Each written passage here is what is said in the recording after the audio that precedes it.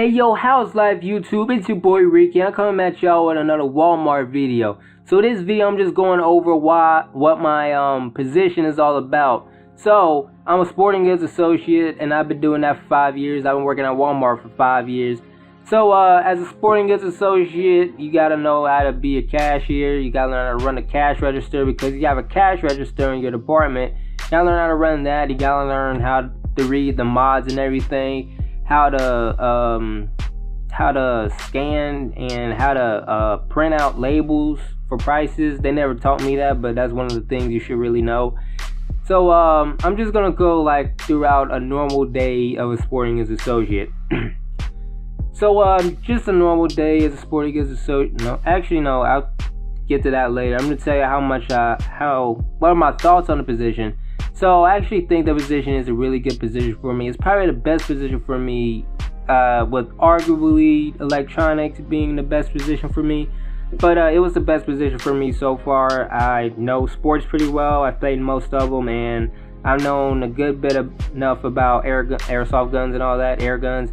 And I know a little bit about fishing, so it was a good department for me to work in. So it was no problem for me to work there. I was enjoying it for 5 months, and now I'm just tired of it. I don't know if it's just the area, just the just the environment, I guess. But I'm just kind of tired of it, and got tired. I'm just tired of it. So what you do, you mainly give out fishing licenses, keep your department looking neat and all that, and what else you do? You run a cash register, and I'm just gonna go through a whole day of a sporting goods associate, like in a full-time worker, I'm gonna say. So first, of course, you walk in the store, you clock in. After you clock in, you go to your manager, ask them what you need to do today. So what they usually have us do is they usually have us go check our returns, like where people have to return their items if it's not working or something, they just don't want it anymore. We usually have to do that first. We have to go check returns, and then in the morning we do freight. The cap team gets the boxes off the trucks, and we just go to the back, grab them off the pallets, and bring them out to the floor. So I'm gonna go back to returns. The returns is a huge thing the managers push. They're just annoying with it also. It's ridiculous. They keep telling you to check returns every single day like you don't already know what to do. For example, I'd have this manager. He just keeps saying, "Hey Ricky, I just need y'all to go check returns and zone." Like almost every time he sees me, "Hey Ricky, go check returns and zone. Hey Ricky, just make sure you check returns and zone. Hey Ricky, make sure you check returns and zone. Hey Ricky, go check returns and zone." It's just so tiring. I know what to do, man. Just leave me alone. I know what to do. So I don't know how many times he does say that in a week, dude. It's so many times. It's like, okay, I get it. It's hard for me to forget now. You keep saying it. But that's the first thing you learn, to go check returns and to zone. That's like the first thing you learn when you first hired at Walmart. So I just think they need to ease off on the like reminding us what to do, because we know what to do. Like, you don't have to keep saying it 10 times a day. Like, we know what we need to do. So that's the first thing you learn, is check returns and zone. And next thing in the morning is you do freight. So sometimes it's just a lot of freight, sometimes it's not that much freight. It's just an inconsistent thing, nothing wrong with it. But sometimes you get a bunch of freight, and then your managers want you to do extra stuff, which is ridiculous, and you got a bunch of freight you gotta do. On top of that, while we got freight, we got the customers we need help for licenses and all that. I'll get into that later. We gotta show the customers where to go. And sometimes the managers move us to different departments because they don't have enough people there. So, like, sporting goods is like the go-to where you get people if you need some extra help somewhere. So they usually get to you, and they send you somewhere else, which just wastes a lot of time from doing freight. Even though they usually leave like one over in sporting goods, it's still a lot of freight. Excuse me. So yeah, that's the next thing you do. You just do your freight. Let me see. The estimate amount of boxes, I guess I could say, is around 60 maybe. 60 boxes. Well, it depends on the size. Could be small, could be big. Excuse me. If it's small, it's usually around 60. If it's big, it's usually around 20, 25. But if it's mixed, I'll say around 40 maybe. That's like right in between. You have both big and small. So while you doing your freight, you opening up the boxes, you're stocking your items. You gotta zone while you do that. So once you put an item on the shelf where it belongs, you just zone that place. At least that's how I do it, to get some extra zoning done. After I put an item where it belongs, I just zone that item, if you know what I'm saying. I just zone that item to keep the area looking neat, and then after I'm finished all the freight, then I'll be able to zone the other pieces of the stuff. So yeah, that's what you do with freight. Freight usually takes us, when it's like two of us, around 2 hours, I think, depending on how much it is. If it's a bunch of small boxes, it's like 3 hours. But if it's a mix, it's usually around 2 hours maybe. Big boxes, it can be from 15 minutes to 45 minutes. It just depends on the size of the boxes. What's going on here? Oh, sorry. My laptop was like zoning out. Hold up. Gotta rest my throat. So yeah, you do freight. That's like one of the first things you do in the morning. And after you do your freight, you zone the area. They usually, at least my store, they want the area zoned by 2 o'clock, but we never do that. But they just want us to zone about 2 o'clock, and we can't do that when we got a bunch of freight and helping customers at the same time. We just can't. So we never get it done by 2 o'clock, and they don't usually yell at us about it. As long as we get the place zoned up, it'll look good.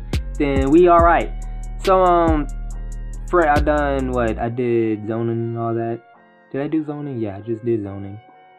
Okay, so now I'm gonna talk about licenses. So in the sporting goods department, we give out hunting licenses and fishing licenses, and at the store I'm at, because I know some stores probably don't do both, but we do hunting and fishing licenses. So it's really simple thing to do. When you're giving out a license, you usually just put the customer's information into the computer, and after that you choose the license they're getting, and that's it.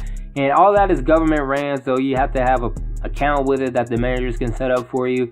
All that is government ran, and yeah, that's about it for licenses. It's not that much. I say it's best that you learn like the regulations and stuff, because people are gonna ask you questions. Because I know I've experienced times where I don't know the answer to the question is, which is, I feel so helpless when that happens. But hey, that's just how it is. You want to learn the regulations. Like, there's free regulation books that we give out to the customer. You should get one and read over them, or when you get home, just go to the website, look at 2 or 3 of them, because it's not like you have to study them like a freaking exam. It's not that hard. You just gotta get an idea of what everything is and the questions to everything, like the minimum age to get a license and stuff like that, and what you can hunt, what you can't hunt, what you can fish, what you can't fish. Certain licenses you can fish trout, some you can't. And some licenses you can some licenses you can hunt deer and all that, some you can't. You just gotta learn all that. You can usually learn that through experience, and if your department manager helps you out. I just usually, if I had questions, I went to my department manager. So after I went after licenses, okay, I did licenses. After licenses, we just check out people. Since we have a cash register there, we check out people like a cashier.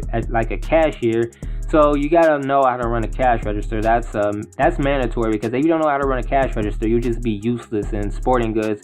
So like sporting goods associate, you like work the floor and you're a cashier at the same time. Sometimes the managers will come out to get you to get onto one of the front cash registers because they don't have enough, or the lines are very long.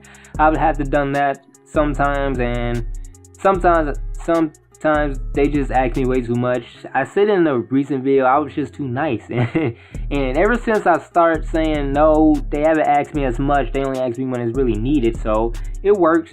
But cash register, yeah, it's really not much to it.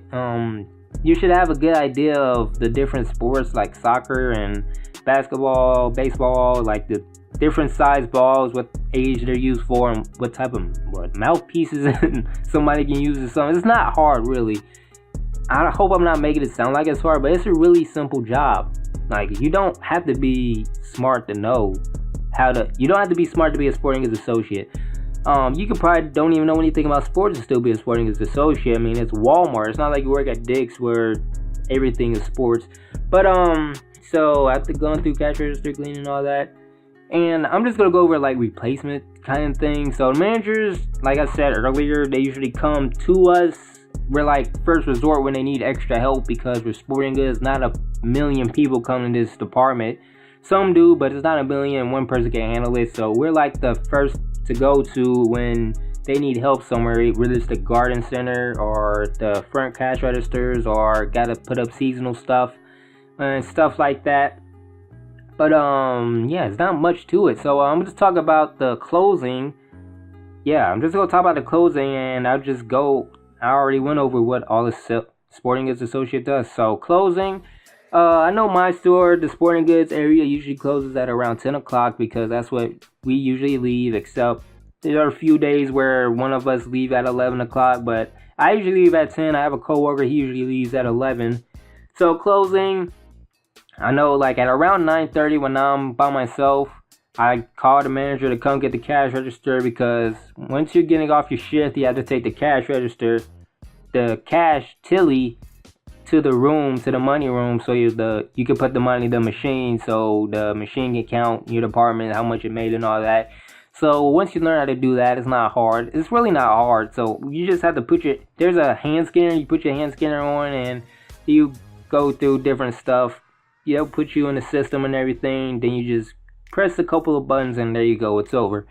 So that's about it with the sporting goods. If you have any questions, go ahead and ask me in the comment section, and I'll do my best to respond within 24 hours. I think I've been doing a real good job at that. I have missed comments, but most of them I have replied within 24 hours. So hope you found this video useful. I'm not sure if there are any videos that were specifically for this position.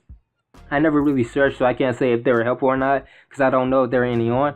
So this was just a video of what the Sporting Goods Associate does, and that's it. So like, subscribe, and I'll catch y'all later.